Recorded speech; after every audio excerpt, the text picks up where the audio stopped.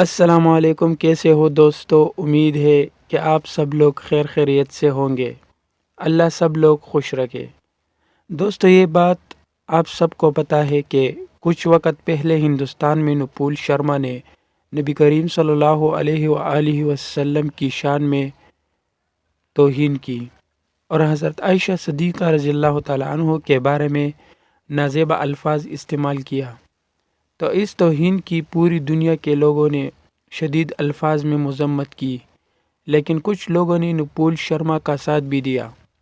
لیکن دوستو، یہ بات یاد رکھیں، جو لوگ نبی کریم صلی اللہ علیہ وآلہ وسلم کی شان میں توہین کرتے ہیں یا ختم نبوت کے خلاف کام کرتے ہیں تو ان کا آخری انجام بہت ہی خراب ہوتا ہے۔